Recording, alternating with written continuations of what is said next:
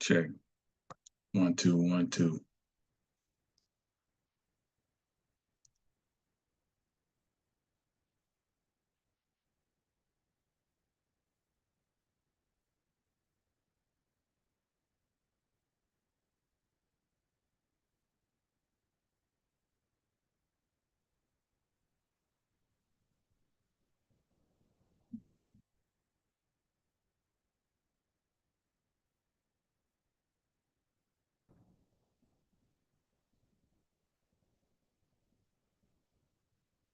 There we go.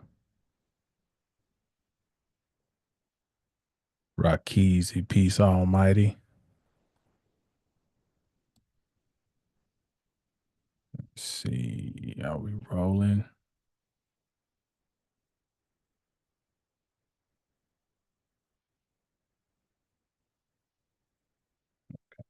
We're good.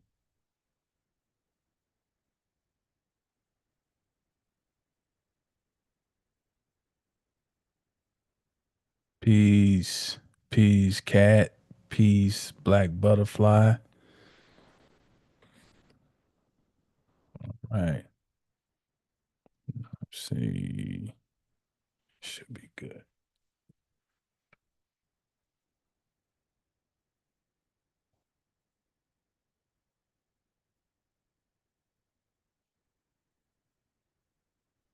Poetic heart, peace.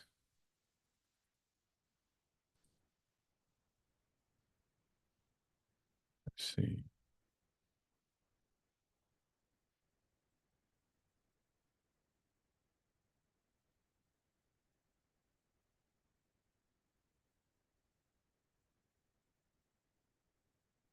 Right. Okay. Well, let's try to get into this. The title is The Astrology of Donald Trump and the Destiny of the USA. And this presentation is for entertainment purposes only. We're just looking at the charts of Donald Trump, and we're going to look at the the controversial Sibley chart for the USA because there are debates around, well, what's the right time for the chart of the US. But the more commonly accepted time and location is 5:10 p.m. Eastern Standard Time, July 4th, 1776, Philadelphia, Pennsylvania. So we're just going to look at that. We're going to accept that as the chart, and we're going to just look at it relative to Donald Trump's chart and see what sense we can make of it. So the first thing to do, of course, is I guess we'll pull up Trump's chart and I'll share it.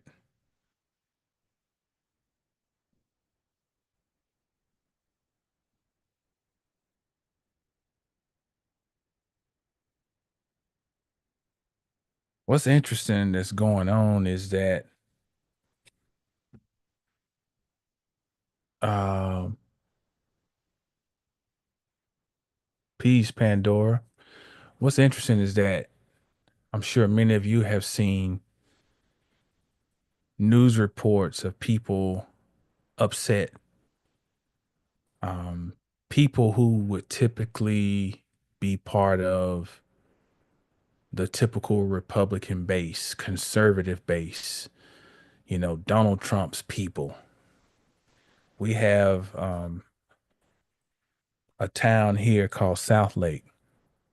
Now, of course, this area is known for professional sports teams. We got the Rangers in baseball.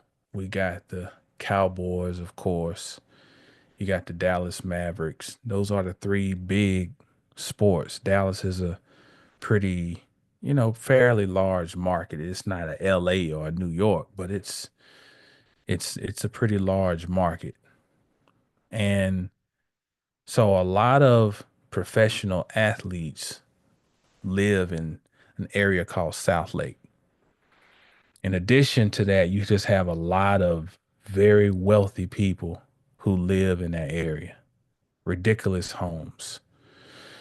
Um, so that was something that came out a few weeks ago about these people raising hell at some type of town hall meeting. Now, my wife said she heard on the radio that some of the conservative radio programs are trying to downplay it as the people who came in protesting were not real people. They were paid actors, which we know that does exist. I've got a ad that I called off of Craigslist about 8 years ago, and it was an ad for looking for people to participate in protests. So it is a real thing but then you also have to wonder though that could that have been used as an out for something that was an actually real situation? Everything now is you gotta you gotta question everything, you don't know what to take it at face value. But let's just assume that those were real people. We wouldn't be completely foolish to make that assumption because I've also seen things about in North Carolina where a conservative base were really upset with the constituents were upset with their supposed representative. Um, there has been issues down here in Keller. Now, Keller is not a South Lake demographically, but it's like a step down. South Lake is very affluent, and Keller, and so you got South Lake, then West Lake would be like on par or maybe a step, just a slight step lower than South Lake. Then you got places like Keller, who may be on par with West Lake and maybe just kind of in the same area, maybe a little less, but you're still talking about um, people where it's considered to be upper middle class. South Lake would be your a lot of these people are just rich. Um, but you got your Keller people who still do well enough to feel like their country works for them. And they remember a time where things were just way better and we got to get back. You still got those people. They're doing well enough to where they still think that this fairy tale actually works. So they've been on the news balking at school officials because there's issues with schools out there. At the same time, the governor of Texas, Greg Abbott, is really pushing this thing about private school vouchers. And we got a lot of these little independent academies all over here. Quasi private. They're not really private schools. Some of them are charter. And you got this Trinity Basin School. We got another set of schools that looks like they got these big colon. It looks like colonial Georgia, like the way they designed this leadership academy, and they've got several of these that they're building, and other types of. So there's something that you can see there's something going on where basically public education as we have known it is being phased out.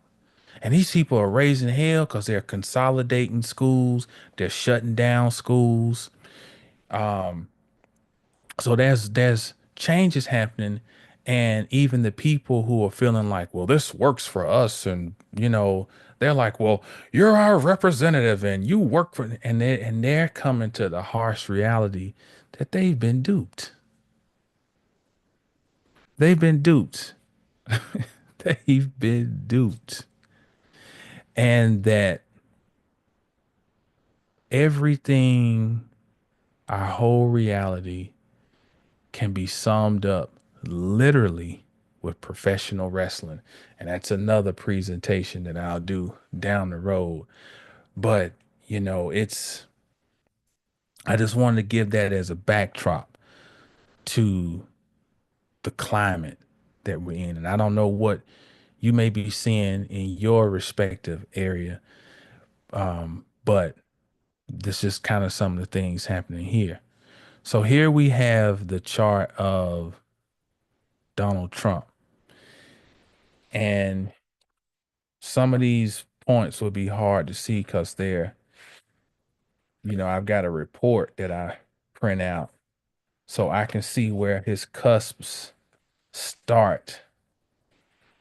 And for him, his ascendant or first house cusp starts at 29 degrees of Leo. Leo, in my pen. So Trump's ascendant is 29 of Leo. So there's already an energy around him of instability.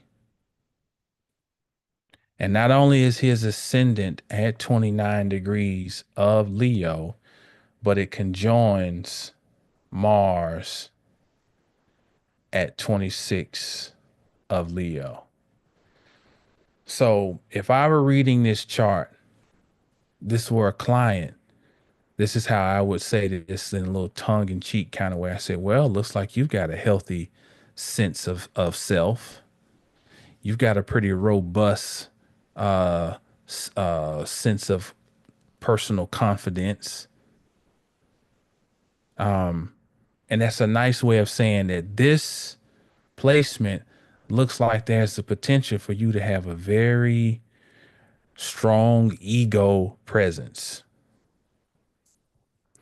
And by us knowing what we've witnessed with this character, then we can say that in this instance, it really does hold true with Mars on the ascendant and in a fiery sign of Leo where it functions quite well.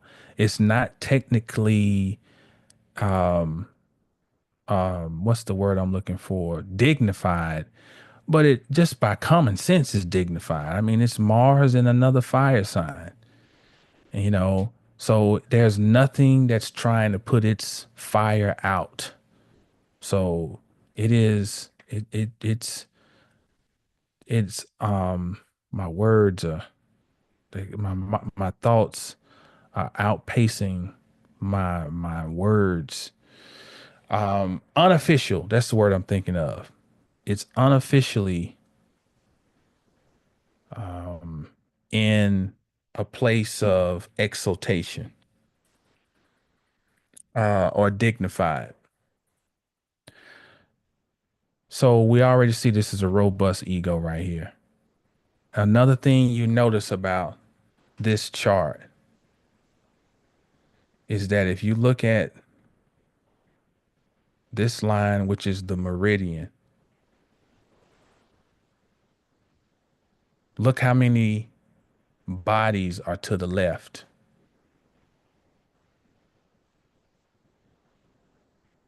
Uranus, and we're going to come back to this. Let's put a star right here because we're going to talk about that. Uranus, the sun, Mercury, Saturn, Venus, Pluto, Mars, Neptune, Jupiter. One luminary, 8 planets, all on the east of the meridian. There's only one body, the luminary, the moon, to the west. The east, in a nutshell, is me. The west is other. So there's naturally here a lot of emphasis on me in this chart. And you have the planet that rules the east, which is Mars, sitting right on the ascendant. So this chart immediately screams huge ego, huge ego. Now, the other thing about this chart is that you have a lead planet and you have a trail planet. Uranus is the lead planet because it is the farthest to the west. We start west and we move east. So it moves this way. And the trail planet then would be, well, we're just going to call these planets. The sun and the moon are not technically planets, but I don't feel like using all these words to. So the trail planet is the moon. So that means the lead planet is almost like a secondary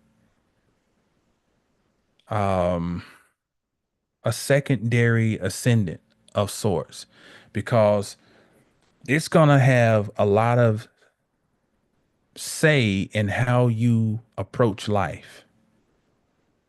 This ascendant in Leo takes precedence. This is number one, pecking order. The ascendant in Leo. Then two is the fact that Mars is on the ascendant. So Mars is almost like a co-significator in this chart. And then third is that what's leading the brigade of planets is Uranus. And look at these energies. Mars and Uranus.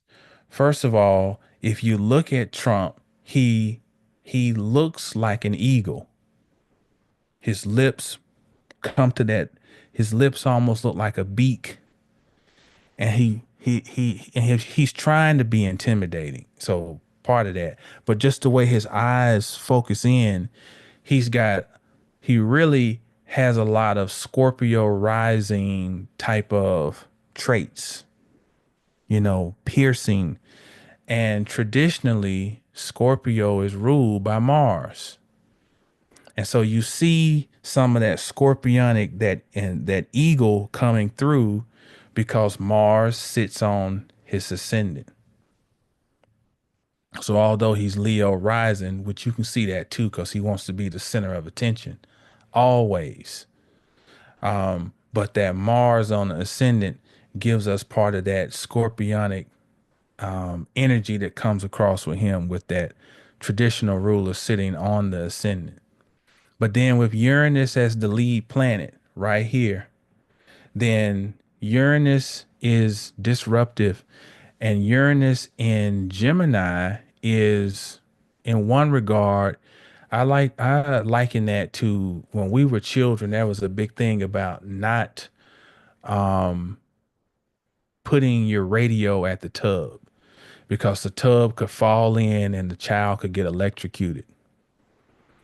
Uranus in Gemini is electricity to me on steroids. It's like it's just zzz, zzz. If this is not channeled properly, it can be a very hyperactive nature.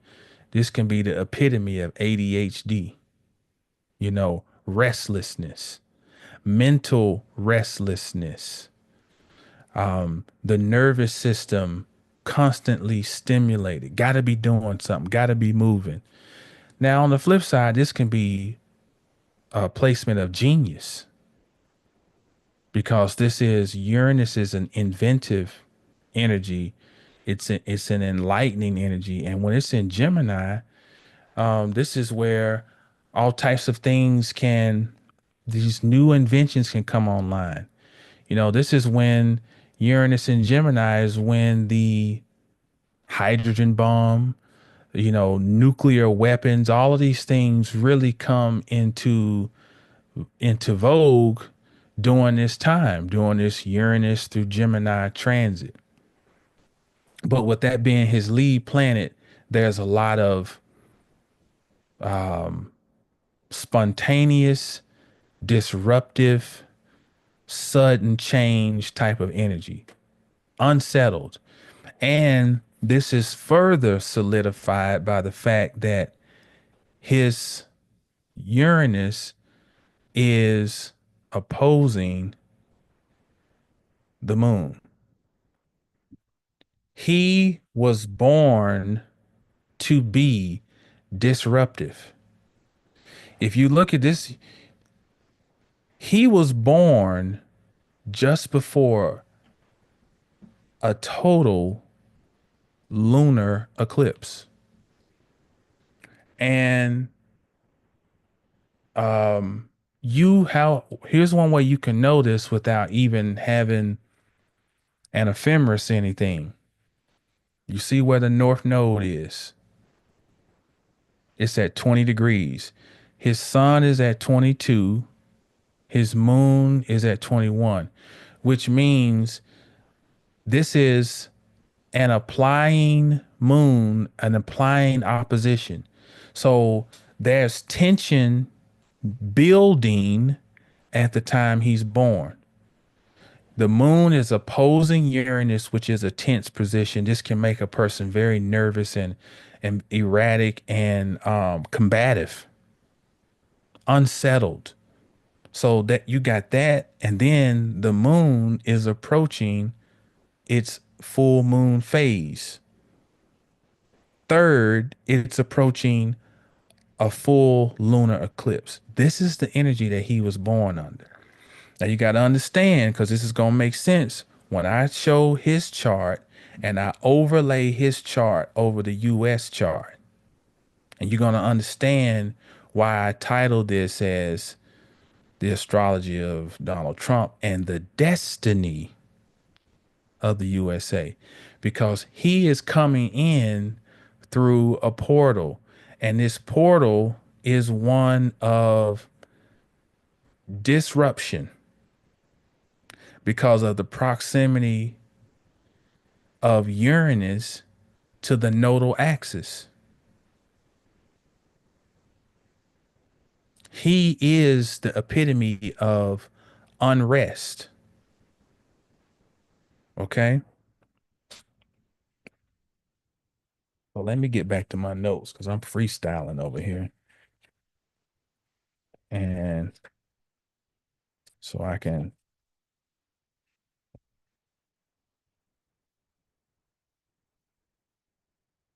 Okay. Doom, doom, doom. All right. What else did I want to highlight here? That when you read up on some of the stuff on Trump, like his relationship with his siblings, he was a bully, according to some of the biographers. Um, and if you look at what sign rules over siblings, it would be Gemini.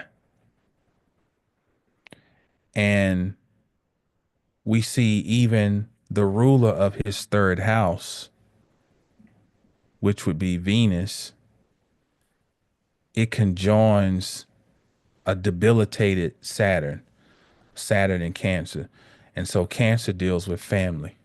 So we see some type of potential rift here or some type of coldness around relationship with siblings and family if you combine all these. Um, his oldest brother, I think Fred, never seemed to live up to the old man standards, who was Fred Sr. I think the daddy's name was Fred. And so Trump had the tenacity that the father was looking for. And I want you, so some, I think even the sister may refer to him as a sociopath. Well, let's just imagine if he were, could we see an indication of that in the chart? Well, Saturn, I'm sorry, not Saturn, but Pluto, we could correlate to pathology, sociopath. Path is short for pathology. Social. And we know Venus is a social planet. Okay. Why is this significant? Because of Venus' proximity to Pluto. They are close enough by traditional standards that they are conjoining. Venus and Pluto in a very wide orb conjunction. And those two together could produce sociopathology or a sociopath. And the psychopath is someone who plots everything. The sociopath is someone who just do stuff just sporadically. It's not thought out. It's just what we would say crazy. Well, if we couple this with the fact that, as we've already pointed out, that Uranus opposes the moon, then this might be the recipe for a sociopath. Unpredictable. Anything can happen. In addition to that, he's known for just saying anything. Well, when he's born, Mercury, Mercury does not particularly like to be in water. That is also similar to tossing the radio in the bathtub, because Mercury is the electric planet. It deals with communication and literally with electrical circuits and things of that nature, nervous system. Well, it's in Cancer, where it's kind of its signal kind of gets muddled some by all that water. But in addition to that, this Mercury is out of bounds.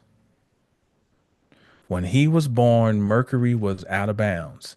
And out of bounds just means it was outside of the 23-minute, 27-degree arc or obliquity of the sun moving from 2327 north declination or latitude to 2327 south latitude. So if a planet goes outside of those degrees, it's out of bounds. And when a planet is out of bounds, it will express somewhat like Uranus relative to its own nature. What I mean by its own nature, Mercury's going to deal with communication and the processes of thinking.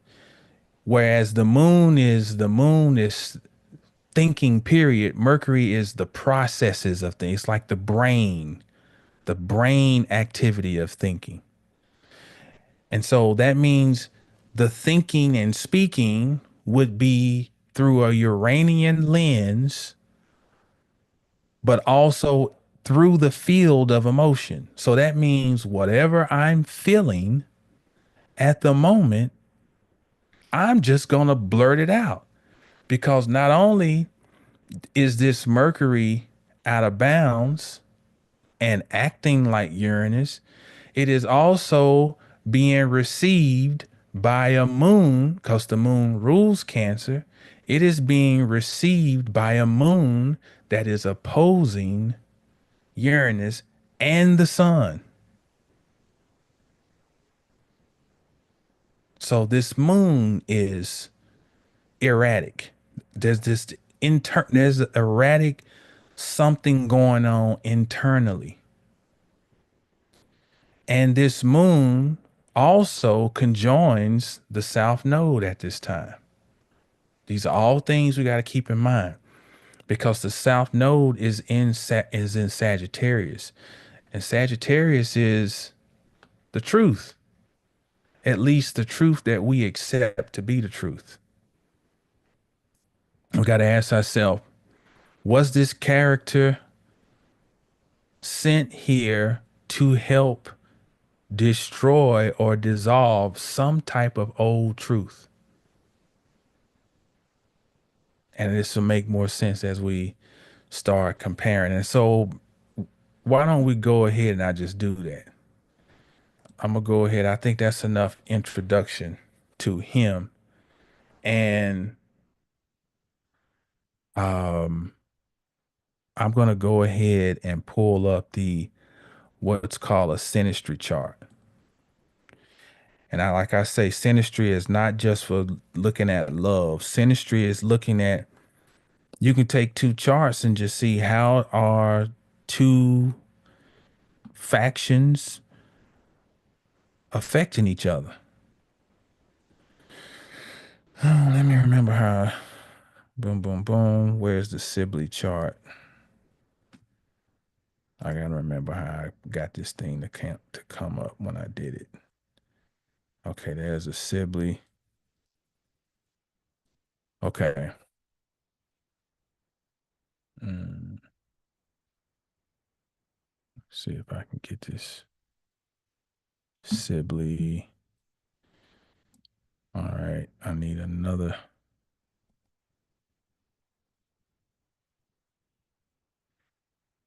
Outer will. I need that to be Donald Trump. Boom. Okay. But that's not right. That's not the right.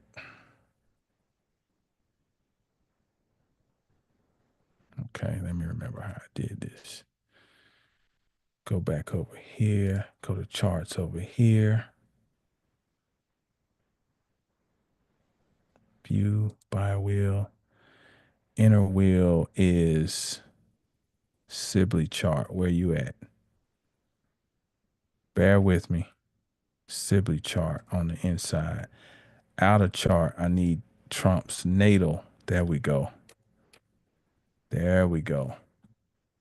All right, let's share this.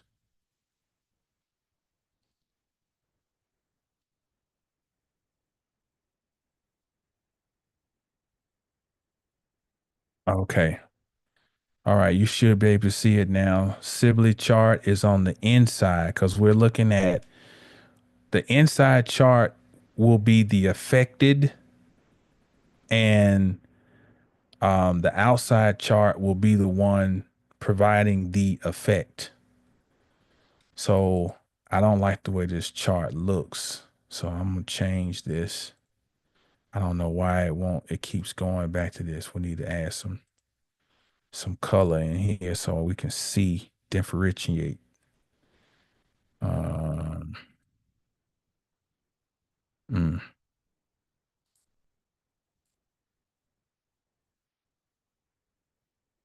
that's okay. All right. This looks a little better. Okay. Now let's get the let's get the cooking. So again, on the inside is the US chart for 5:10 p.m. and on the outside is Trump's chart. Now, just some basic things. The third house deals with treaties with neighbors, um, neighboring countries, neighboring nations. The ninth house would deal with treaties with foreign nations. Now, I got to make sure I find all these. I'm going to do this so all this stuff will make sense. I'm going to draw, well, you can see the cusps. Let's see. That's the first house. That's second house. There's a third. Okay. Too much traffic going on in here. All right. Third house. Moon is in Aquarius. Yes. Let me get the. I'm gonna change this wheel because I found another one that looks. It's not so hard to. This thing's kind of hard to see for me. Hold on. There's another wheel I found. There we go. This is the one. Yeah, yeah. Yeah, I can see this better. I can see this. All right. Third house. Remember, that's treaties with neighboring nations. And ninth house would be treaties with far nations that are farther away. The reason I'm just throwing it out there is just something to ponder on is because what is going on right now? We have issues with agreements with nations. And the third house by typically by house structure would deal with treaties with neighboring countries. Ninth house, treaties with foreign countries.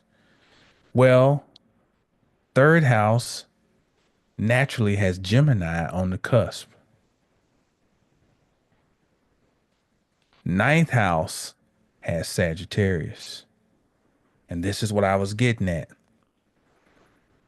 All the news right now is about all these tariffs and how these tariffs are going to have these negative effects on the USA.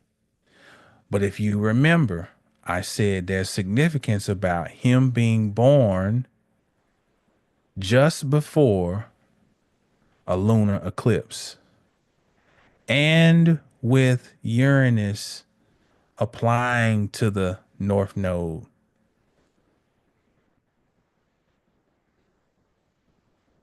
Look at this.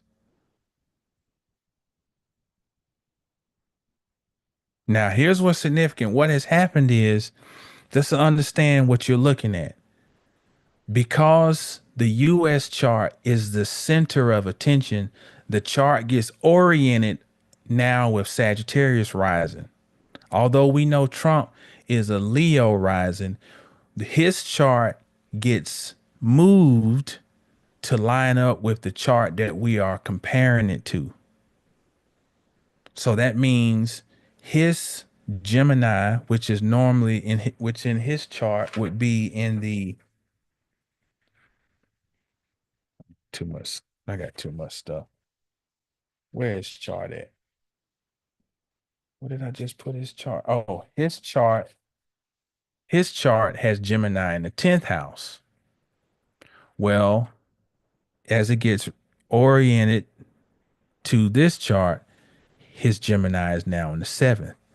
And the 7th is one-on-one relationship, partnerships. And so there are these issues now around partnerships. And people are upset now because they are perplexed around not knowing the real identity of the U.S. Because we thought it was this. What is going on? We're going to go and protest. What is this is not who we are. We're America and this is my country and that identity crisis. how he is impacting the identity of the U.S. Now, so let me get back to my notes here. So I said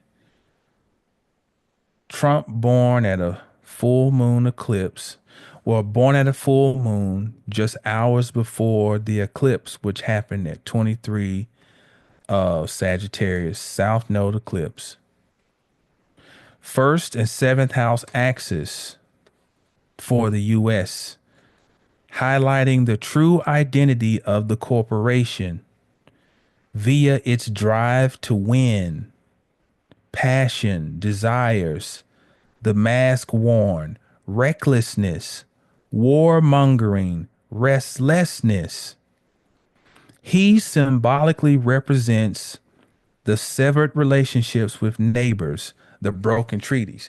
Because if you know about the founding of this, there were these treaties that were in place that were made with other nations. And what we call, let's just say tribes now, tribe, another name for tribe would be nations. So there were nations within, we look at this now as a nation, but there were nations within this landmass, and there were nations surrounding this landmass. And historically, there were treaties that were made, supposedly, but they were broken. So, with his son showing up in the seventh house of the USA and conjoining the US Mars, which opposes his moon, you couple that with the Uranus that's in place, the eclipse, and his he was destined to come through as Demolition Man. He is Wreck-It Ralph. If you go and watch the movie Wreck-It Ralph 1 and 2, Trump is Wreck-It Ralph. Everywhere he has gone, he's torn things down and destroyed them. They put out an article about him in 2015, I guess before his first bid for presidency. And they just talking about how he wanted the Taj Mahal. He paid too much for it. It floundered, you know. He wanted the largest yacht. And, you know, I mean, he was dropping 400 million here, 300 million there. I mean, he had carte blanche talking about credit just to buy up, buy up, buy up, you know. And everything was done on a whim. Everything was done without being completely planned out and thought out. Everything was done going against the better judgment of advisors that were around him. Nah, I'm going to pay the 480 million for it, or 380, whatever. I'm going to pay it. And he's Demolition Man. He's Wreck-It Ralph. He is the epitome of world wrestling. You got to know, I'm going to do a separate video on this, but there's a whole language that they developed for professional wrestling. You can go and look up the dictionary online. And do you know what they call when they create these storylines and of this is the bad? So the bad guy is called the heel. The good guy is called the baby face. And when they make an agreement for so and so is going to win, they call it getting put over. Yeah, I put him over. But listen to this though, because all these terms may sound foreign to you.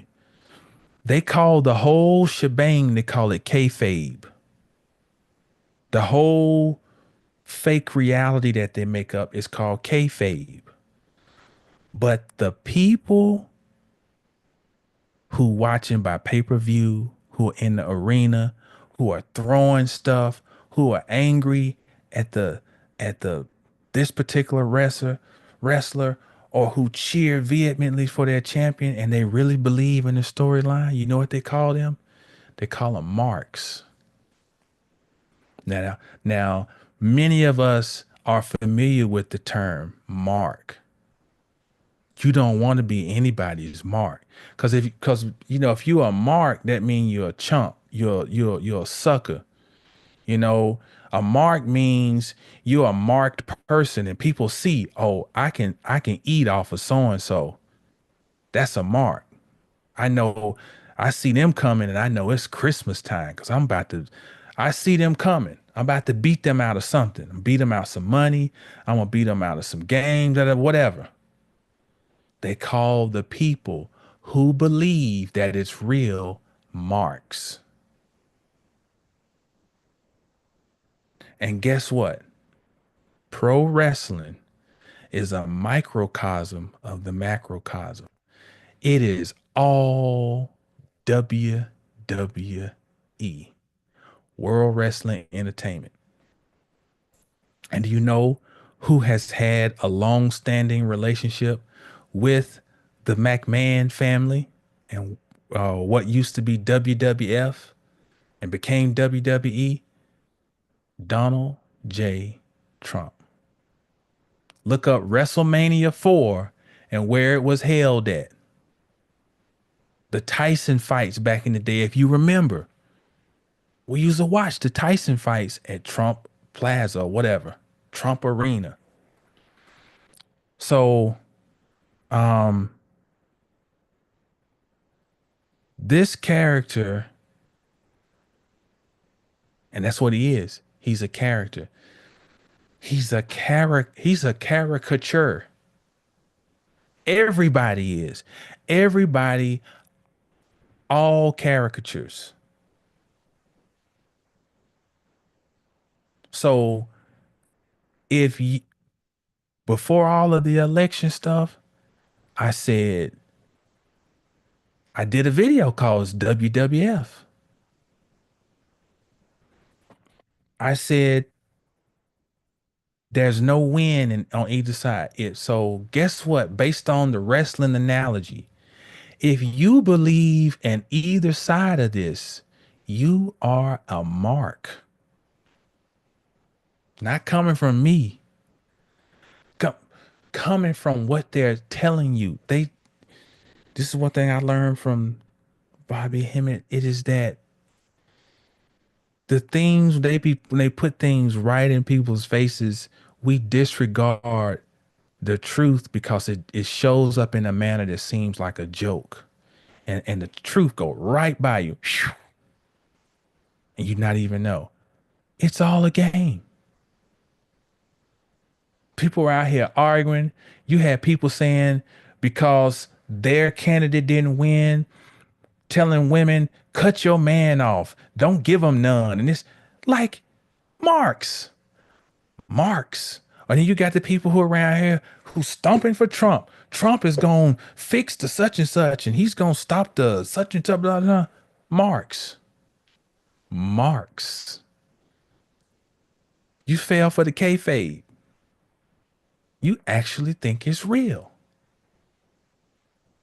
That's the game. So his particular character was set in motion to do the demolition. Let me get back to my notes. His son highlights, so let me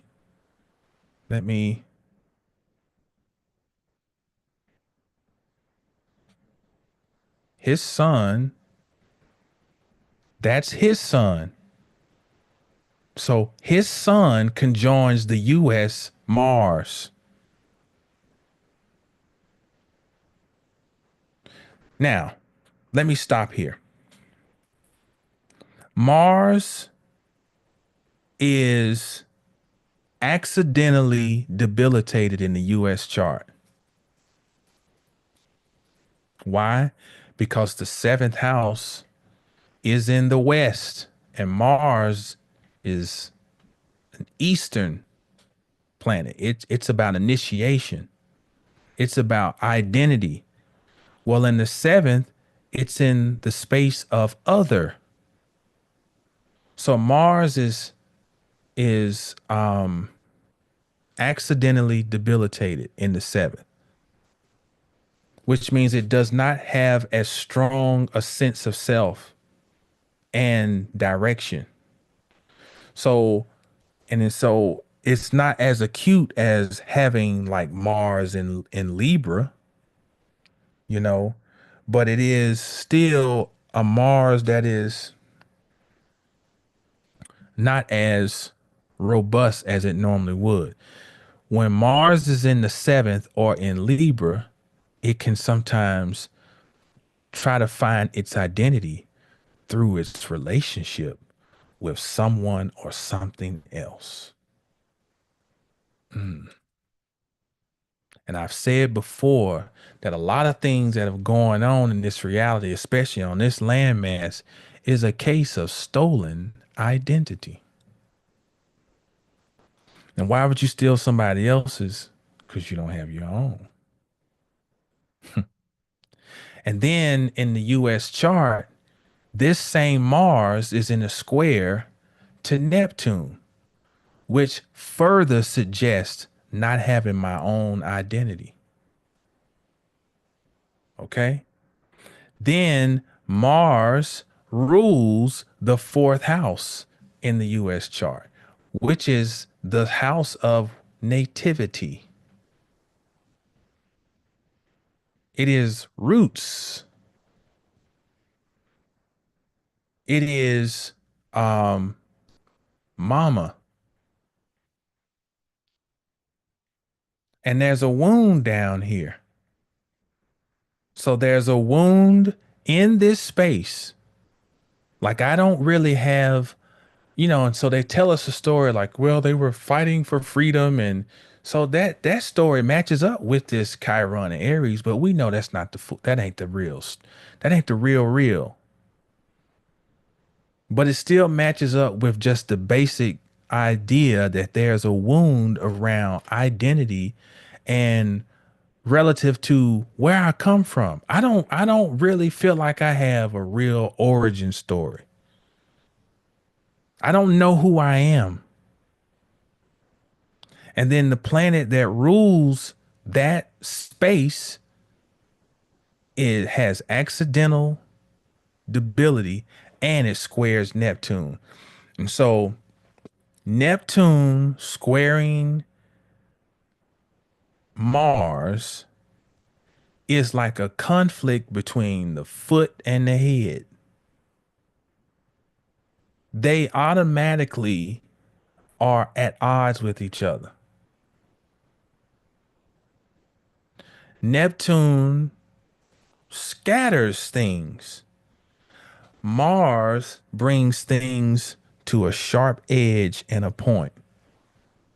So you have unfocused energy in coming up and clashing with focused energy, which can result in fighting ghosts, a sense of uncertainty, a lack of direction, and so this particular body was born to have to go to war, just to be going to war with no actual direction. Neptune, Mars, war, just got a war machine. You said my mama was fat, we going to war. You looked at my girl too long, we going to war. And then it started feeling like, okay, maybe I can get my identity and maybe I can fix this wound through me being an aggressor. And then he comes and invigorates this national identity because Mars rules the fourth house. So he comes and invigorates that, and the people get enamored by it. The marks get enamored, like, yeah, make America great again. And then the other side gets inflamed, like, no, he's terrible. And he's gonna bring back slavery and, you know, all marks, all marks. But his job was to, his son is highlighting that Mars. So it just makes, it highlights the insecurity. It highlights the aggressiveness. It highlights the animalistic expression. Survive at any cost.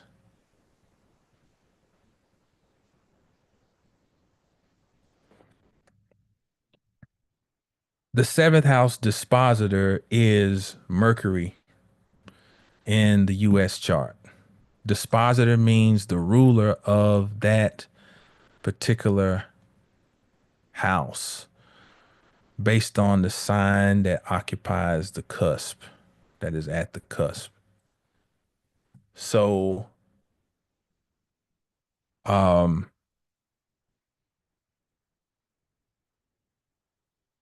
the US seventh house starts in Gemini. So Mercury would be the dispositor. And Mercury is here at 24 of Chiron. And again, here we got this square with Chiron.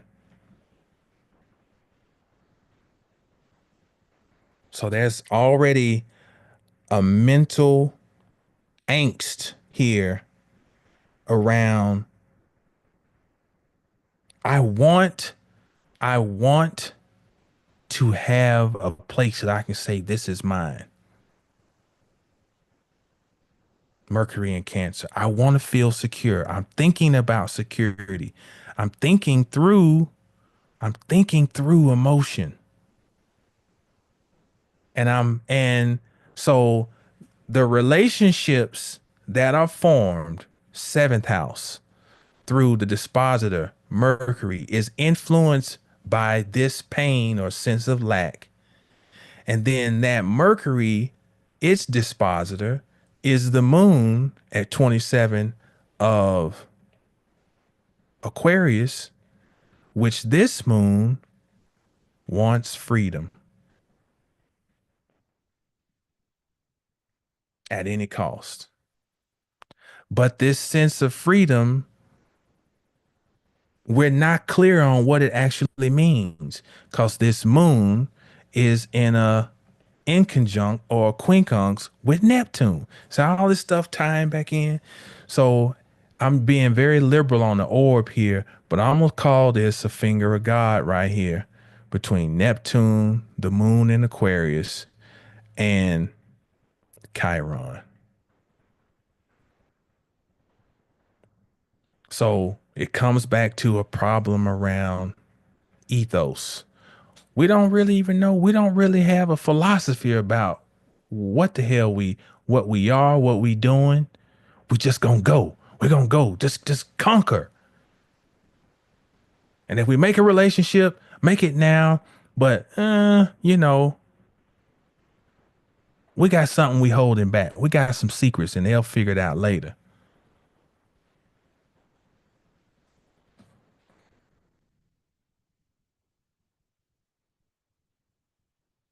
Seventh house dispositor is in a T square with Pluto.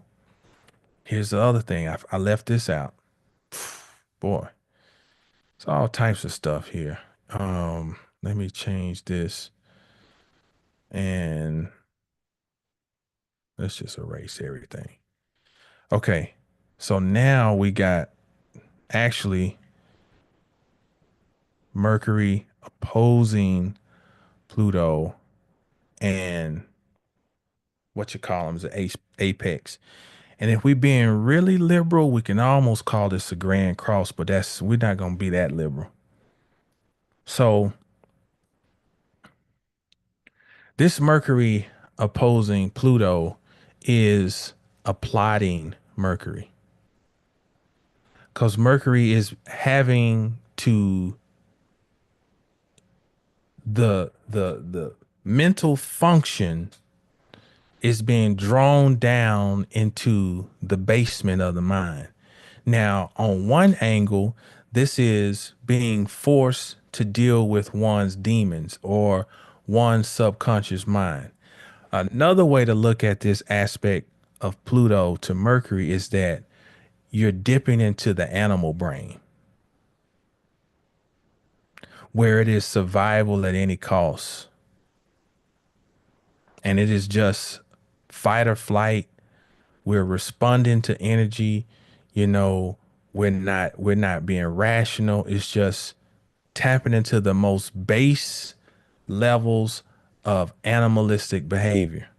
Because at a certain level, Pluto can represent extreme insecurity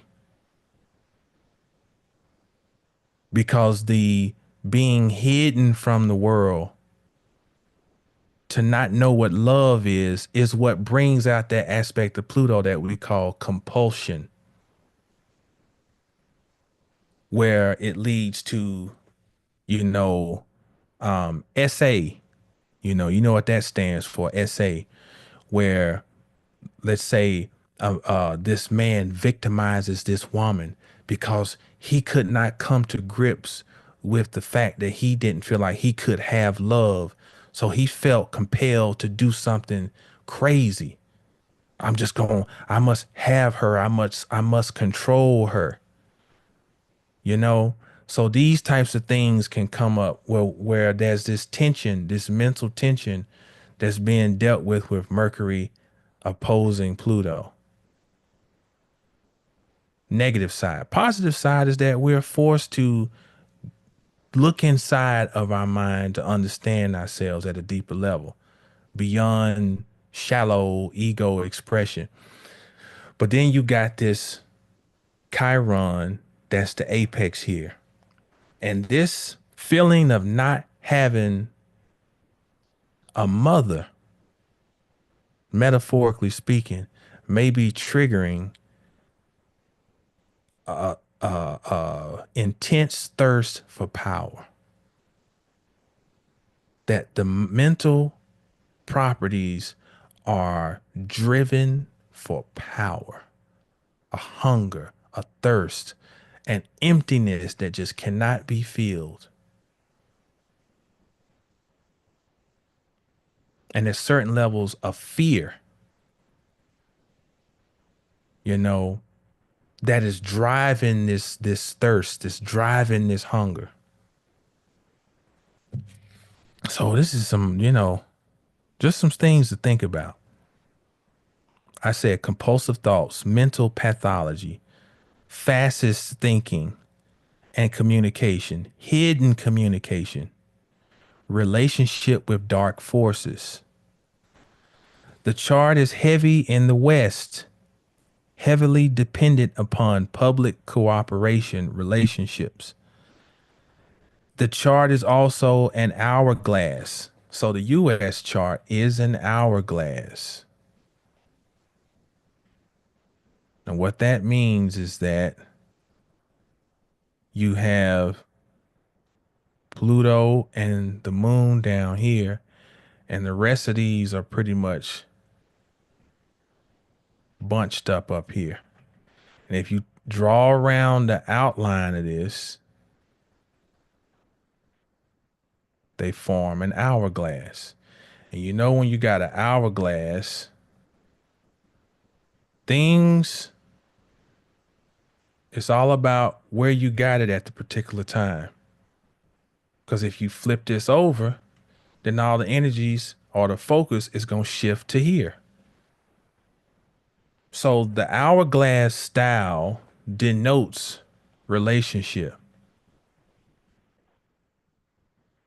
because you're constantly shifting and moving around this energy to try to, in some semblance of trying to achieve balance. So this chart is heavily dependent on relationship. Most of the planets are in the West.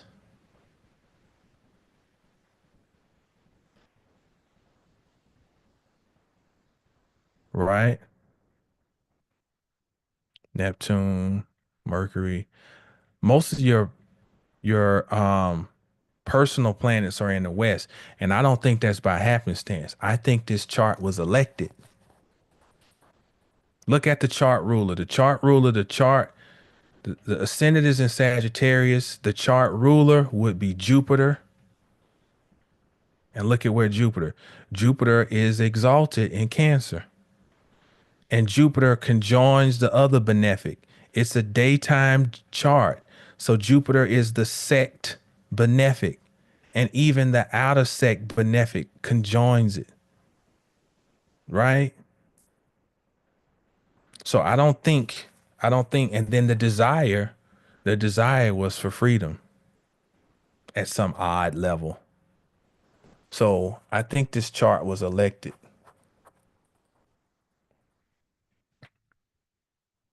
Um, and with the benefics in the seventh house, that they would be victorious, also with Mars there, uh, victorious in one-on-one relationship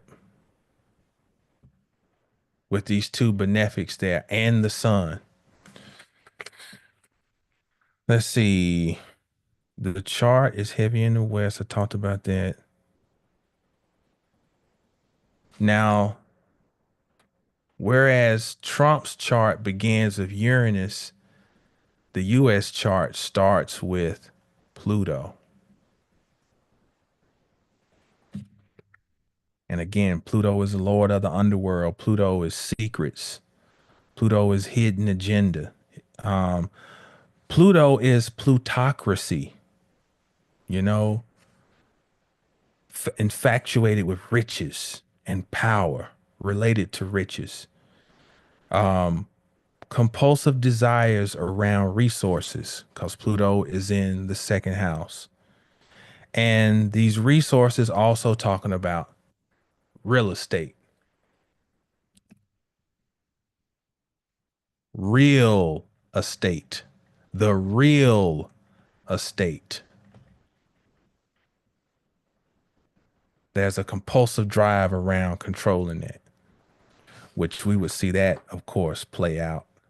Um, Trump's moon, going to Trump again. I hope this is making sense. Uh,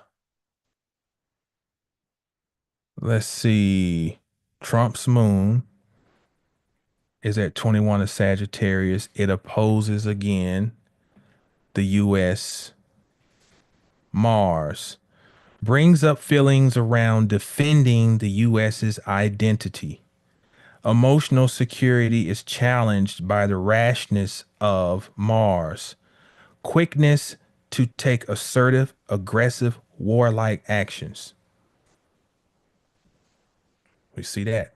This is part of the kayfabe, the dupe. You know, people really were up in arms like he's gonna fight for us. And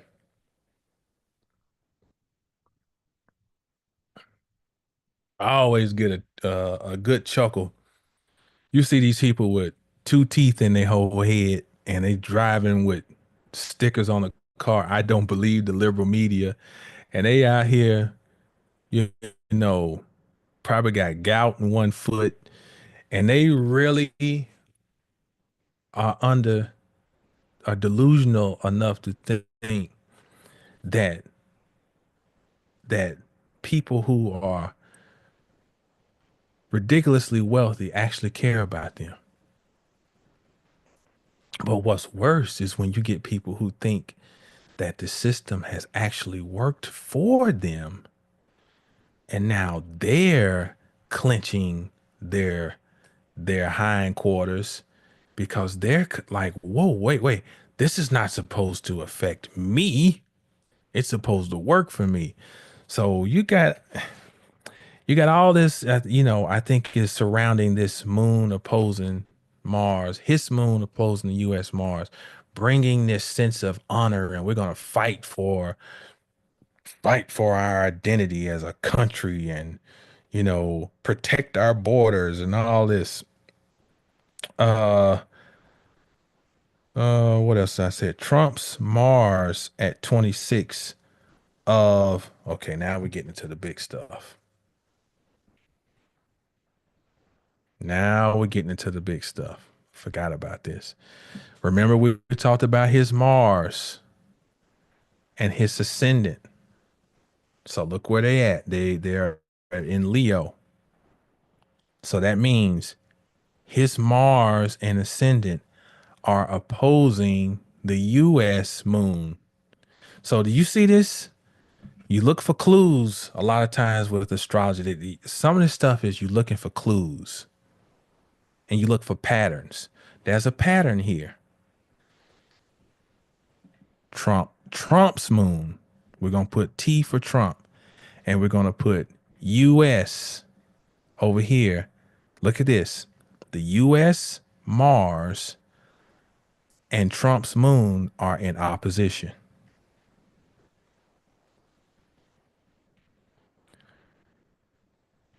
The US moon and Trump's Mars, again, are in opposition.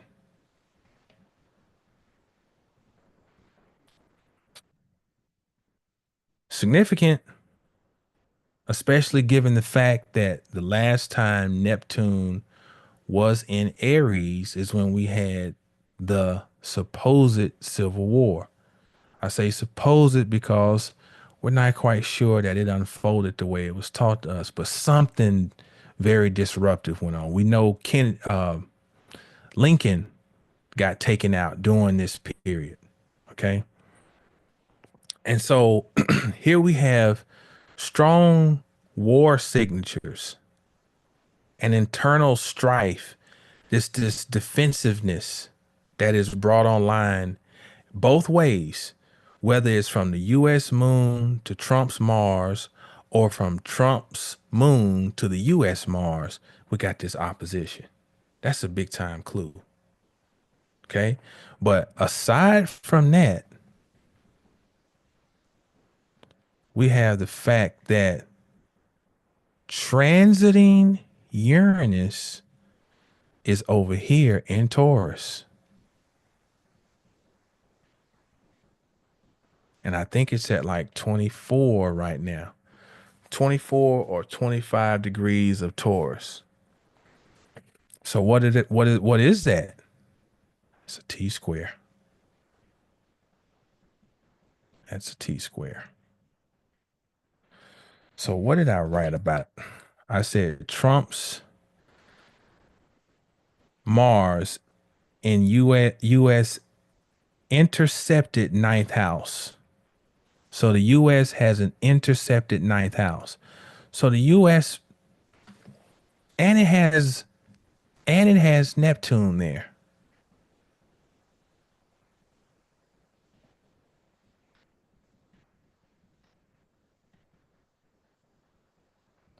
Intercepted house means that a sign does not have a cusp to attach to. The cusps are like doorways to the energy of a particular sign. And if that sign does not have a cusp, then it does not have a door to open to allow access to its energy. So that energy remains in limbo. So the US moon, no, the US moon is not intercepted. That's a mistake. The US Neptune is intercepted. So not only is Neptune squaring Mars, but this Neptune is, I want to say it is in its detriment and it's intercepted. So the ethos and the truth really about this country are hidden in a quagmire of layers of confusion.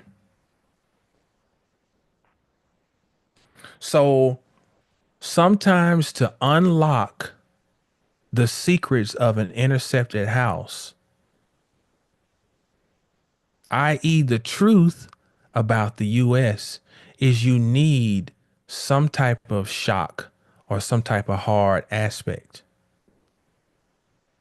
So here comes Trump, who creates this axis that forms a T square to the US Neptune, which all types of things are coming up to the surface now. Things that have been hidden.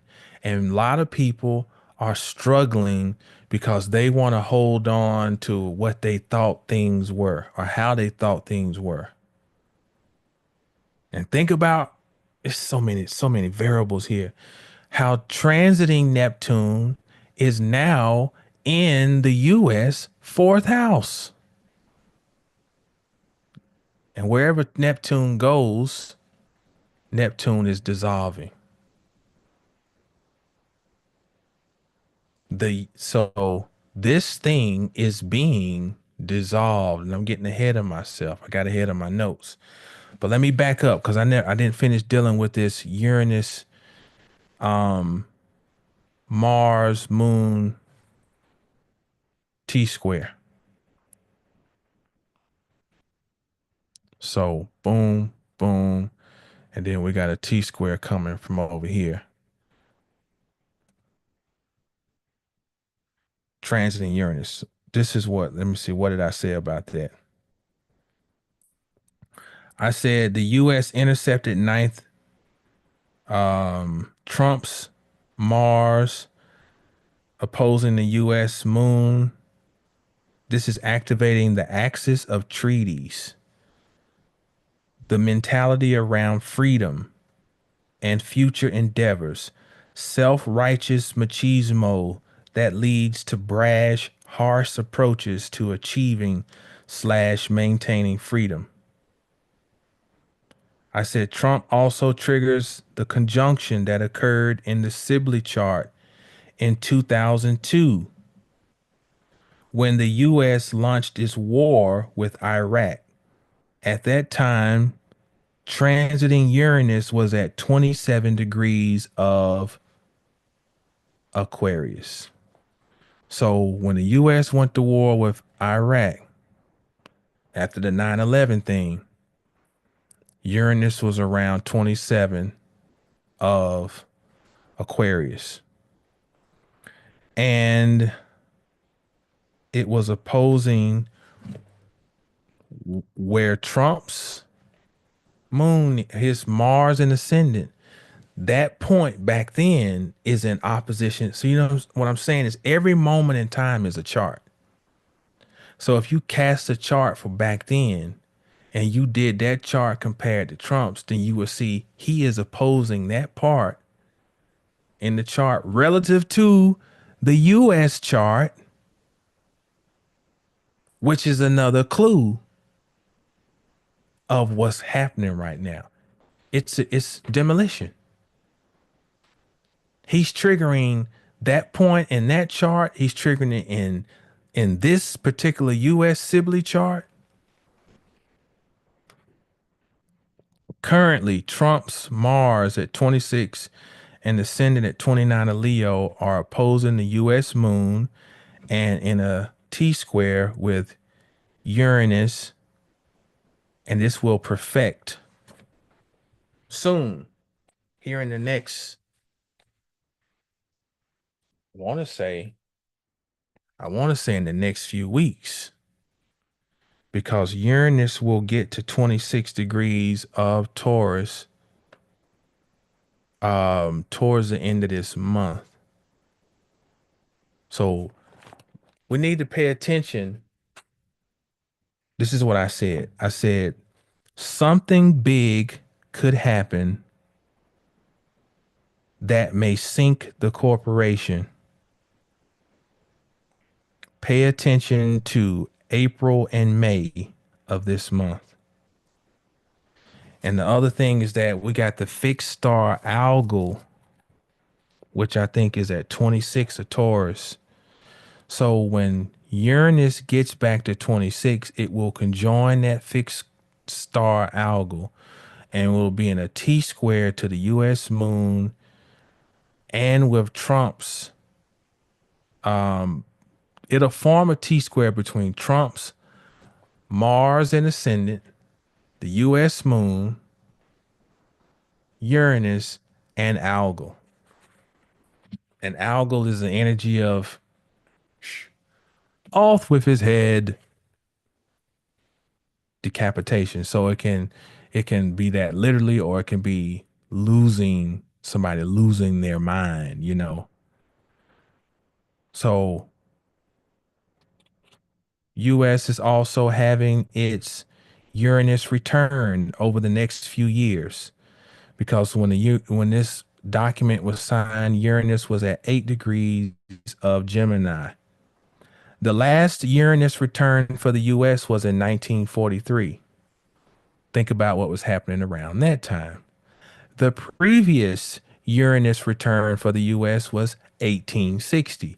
Think about what was happening around that time. That 1860 is one to really pay attention to, because it is very similar to the energy we're in now, because we are approaching a Uranus return. And around that time, Neptune made its ingress into Aries in like 1862. So we are in a very similar energetic field as back in 1860 era. Mm, on April 29th, Neptune will cross 1 degree, 3 minutes, 28 seconds of Neptune. Why is that significant? Because it will actually make its literal ingress into the U.S. fourth house.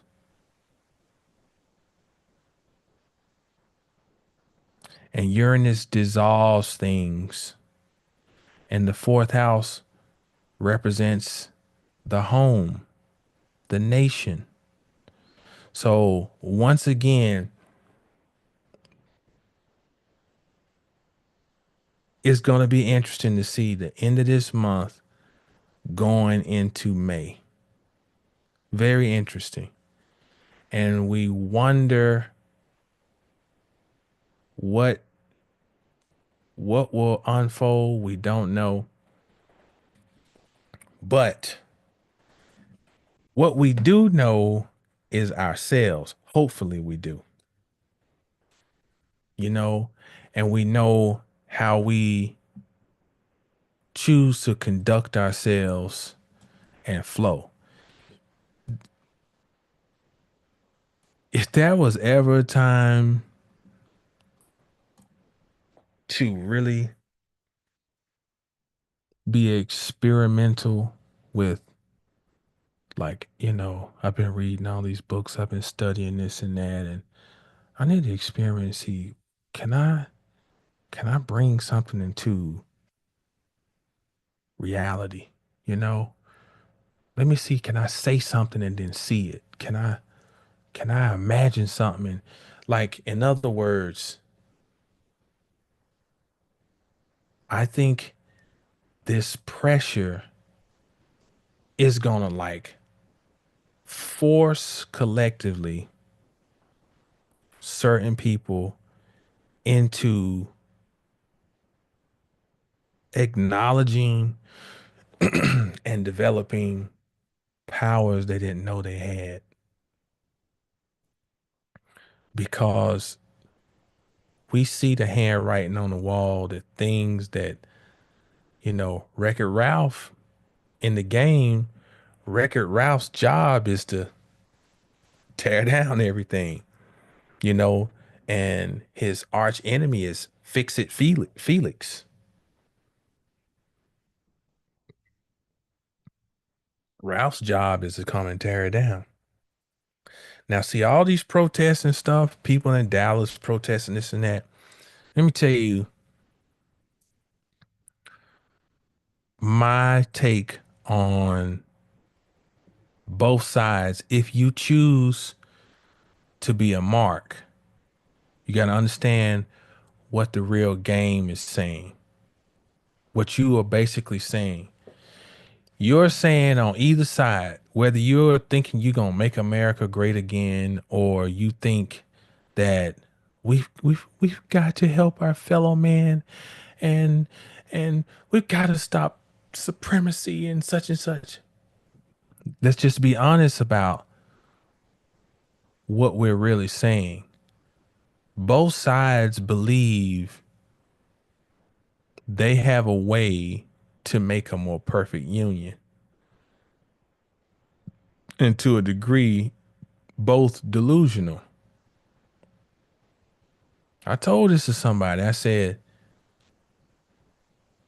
we go through all this energy of these diatribes and these what we're fighting for, and we love our fellow da da da da da. But the reality is this. Try on this analogy. If your mother were living in a house and somebody came and said, this is no longer her house, and it's not your family's house. We're moving in. Okay. Now, this is what we're going to do for you. We're going to let you stay out back. All right. And then we're going to let you choose, not from people you pulled up out of the ranks. We're going to give you two people that we're going to allow you to pretend to have a voice in choosing who is going to run your mother's house. And that's the equivalent of it. So all these things we're doing are just a joke. If you're not trying to get down to the absolute value of things, and the absolute truth is that, would you be so liberal if the harsh reality is that you were just going to have to see, you would not be in a position where you could feel like you're being liberal or philanthropic or what's this other word, they tolerant. What a word to use. Oh, tolerant. I tolerate you. Could you imagine telling your children, I tolerate you, your children or your mate, I tolerate you? But see, to be in a position like that is to say I'm superior. And I now have the ability to be nice to you. But what if you don't even, what if the choice was removed and you're not on a pedestal? You're not considered to be above anymore. So you don't even have the ability to be liberal. You're on the same level. You got to get it out the mud like I do. Would you still feel the way? Feel that same way? And on the other side, what happens when this superiority you think you got, and that this is my country and this, well, what about if all that is taken and you have to literally be at the same level? I think that is the greatest fear driving everything. The fear of true equality, where you don't have any more power than I. So you don't have the ability to open a door for me because you trying to figure out how to open the door, period. You see what I'm saying?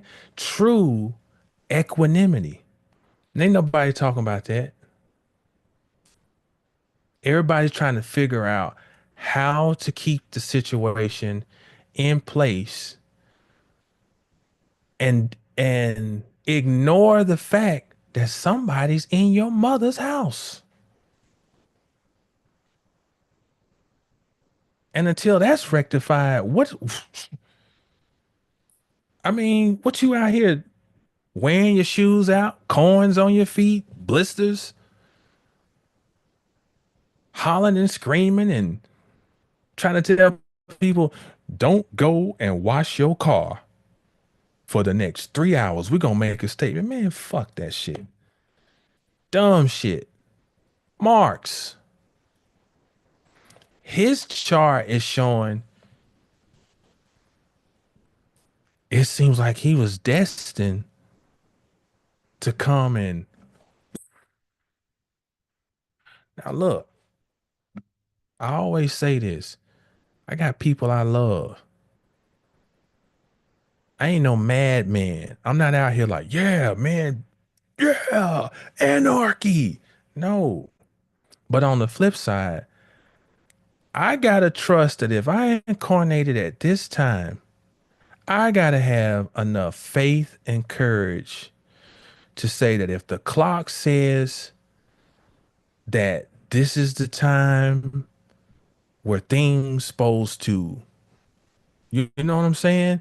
Then I'm not, who am I to sit here and say, no, I'm trying to stop it. No, you can't. You can't. You can't stop a train that's going downhill.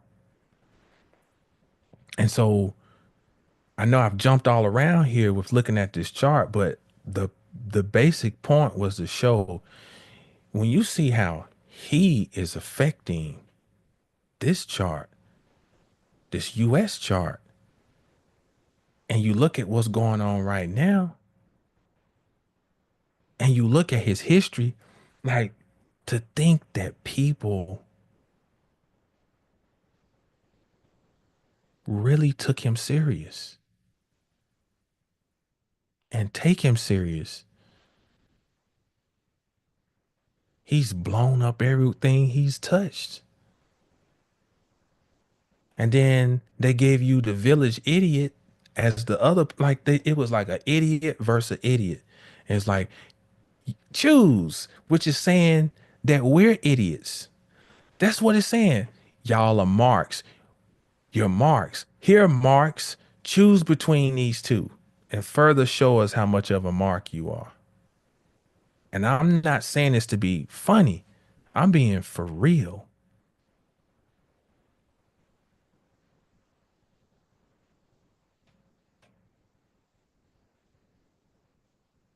What a time to be alive. What a time to be alive. Um, what a time. What a time to be alive. And you have to take all this that we just talked about, and you still have to not go run and put your head in the sand and try to hide. I'm still, man, I still got goals. I'm still pushing. We have to live. It's like that old scripture: "Be in the world, but not of the world." Like thinking about what does that mean on different levels. Like, like to be able to have a discussion like this and still get up in the morning and be like, okay, I'm waiting on my new designs to come so I can do my t-shirts. I'm about to start rolling t-shirts out, such and such. Because guess what? Spirit has told me it's on and popping, and I got to find time to teach vigorously. That's what I've been downloaded into me and put it out. And so I'm even putting out like we're putting out symbols. I'm going to be having symbols, little simple things on shirts and such. You got to wear your magic. You got to have it like they say about when you had that fire on you. I got it on me. You got to have it on you at all times. We got to become more magical, you know, making statements and people don't know what statement you're making, but you have this agreement, this understanding, and because Neptune is in Aries, so you go into your mental and magical prowess. Ours is going to become more pertinent than ever before. So I'm creating, and so what I'm gonna do was when they get here, I'm gonna print them up, and I'm gonna come on here and I'm gonna explain. We're gonna take this as an opportunity to explain the symbology, and then it's gonna give you an opportunity to support my work and support yourself. By you'll be able to shop with a brother and get some of this apparel, and you wear this wearable magic. And because I got a small little group here, the power remains more magnified because I don't have 100,000 people watching me and look at such and such and such. So I'll give you the cloth and explain to you this is what these symbols mean. And somebody else can try to go and copy it, but it ain't me. It will never have the power that it will have when I create it because I'm the one who put it together. It'll never have the same juice. That's why I don't worry about. I'm gonna explain. This is what it means. Now here, now you get it, and you charge it with your energy, you know, and boom, even swap, no swindle. We support each other.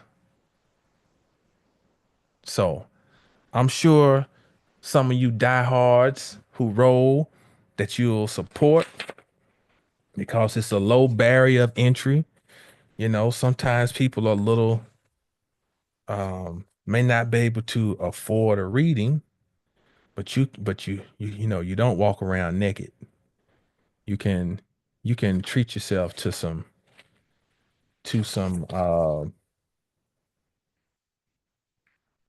apparel. So stay tuned. That's coming. I'm getting all my stuff together. Next time I come back, we'll look at kindred spirits, Donald Trump, Kendrick Lamar, and Kanye West. How about that? How about that? WWE,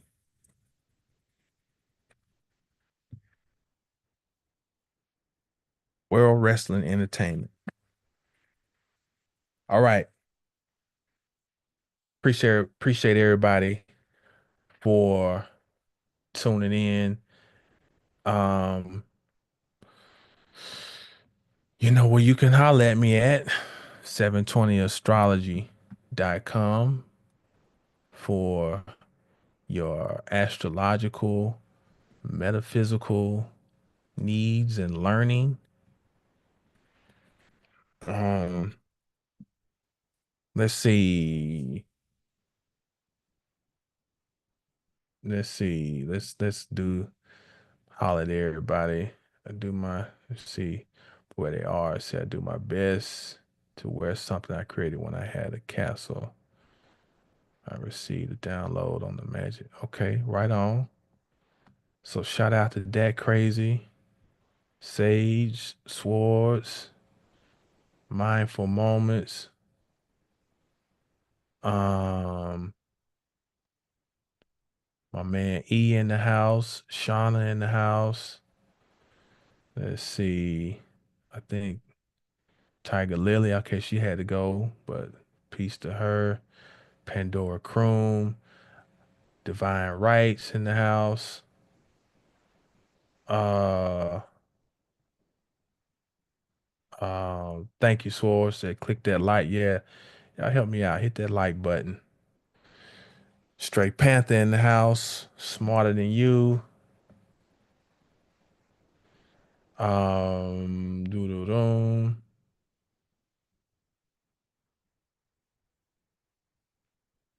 Um, let's see. Mm, I think that's everybody. All right. I appreciate y'all. As always, know the stars and know yourself. Stay down till you get up. When you get up, stay down. And thank you to all the moderators. I'm gonna be adding some more, you know. But y'all stay up, stay magical, believe in yourself like it's a religion. I got that from Zoe Williams. Got to give him credit for that. But believe in yourself like it's a religion.